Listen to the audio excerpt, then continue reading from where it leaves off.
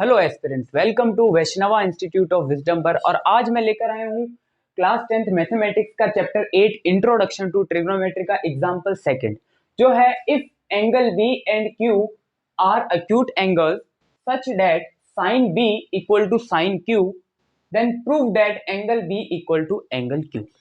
इस क्वेश्चन का, इस एग्जांपल का हमें जो सोल्यूशन दे रखा है बुक में, मैथमेटिक्स की बुक में, वो बहुत ही ज्यादा टिपिकल दे रखा है, बहुत ज्यादा डिफिकल्ट दे रखा है, जो हमें समझ में नहीं आता। आज मैं आपको उसको बिल्कुल शॉर्ट में करने का तरीका बताता हूँ। सबसे पहले ट्रिग्नोमेट्री का क्वेश्चन सॉल्व करने से पहले हमें क्या करना है, सबसे पहले एक राइट एंगल ट्राइंगल बनाना है। अब यहाँ पर देखिए, आपके एनसीईआरटी की बुक सोल्यूशन में दे रखा है कि दो अलग अलग ट्राइंगल बना रखे हैं, लेकिन हम एक ही ट्राइंगल बनाएंगे जिसमें हम एंगल बी को भी ले लेंगे और एंगल क्यू को भी ले लेंगे। क्वेश्चन का मतलब है कि एंगल बी और एंगल क्यू दोनों एक्यूट एंगल्स है। एक्यूट एंगल्स आप जानते होंगे, जो 90 डिग्री से कम होता है। अब बोला है कि such that sine B equal to sine Q, ये हमें गिवन है, ये रेशियो हमें गिवन है। तो हमें प्रूफ करना है कि एंगल बी और एंगल क्यू दोनों इक्वल है। मतलब अगर कोई सा एंगल 60 डिग्री है एंगल बी, तो एंगल क्यू भी 60 डिग्री होगा। इक्वल का मतलब दोनों सेम होगा।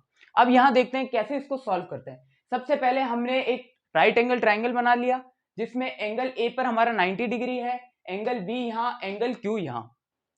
अब हमने क्या लिखा, let us draw triangle B B A Q, जिसमें एंगल ए पे 90 डिग्री है। अब देखिएगा कैसे करना है इसको। सबसे पहले हमें गिवन क्या है वो लिख देना है। हमें गिवन क्या है, sine B equal to sine Q, ये हमें गिवन है, sine B equal to sine Q.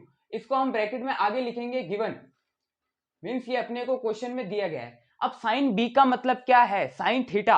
अब थीटा कहां पर है, बी पे है, तो हम यहां पर मान के चलेंगे कि यहां पर हमारा थीटा है।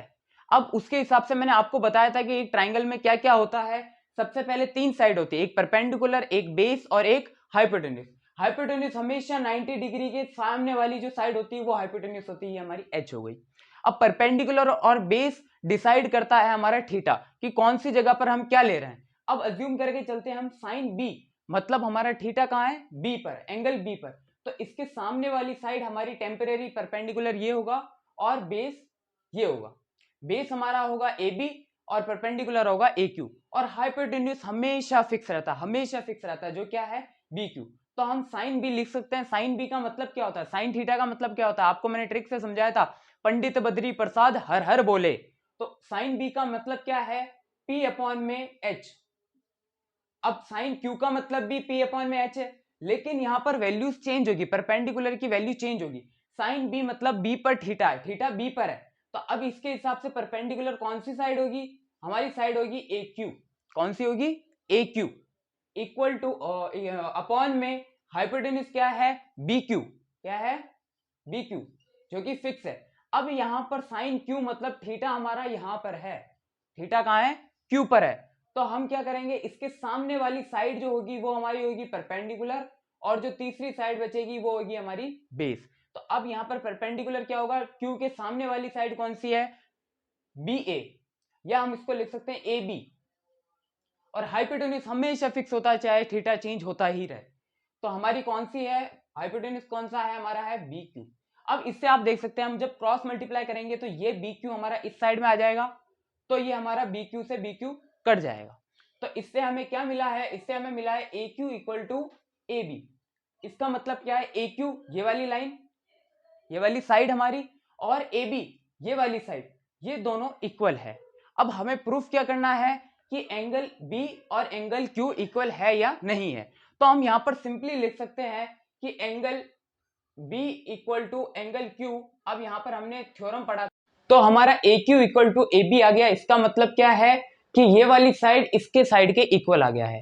तो हम डायरेक्टली लिख सकते हैं कि angle B equal to angle Q, जो हमें पूछा गया है, उसके आगे हम एक थ्योरम लगा सकते हैं, जिसका थ्योरम का नाम है एंगल्स, क्या है, angles opposite to equal sides are equal in a triangle.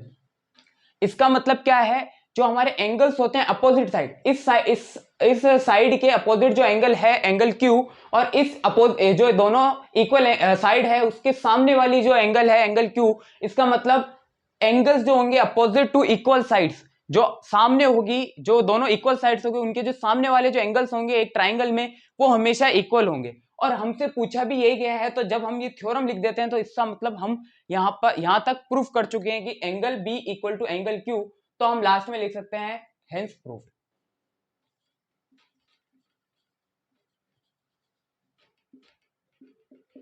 Thank you.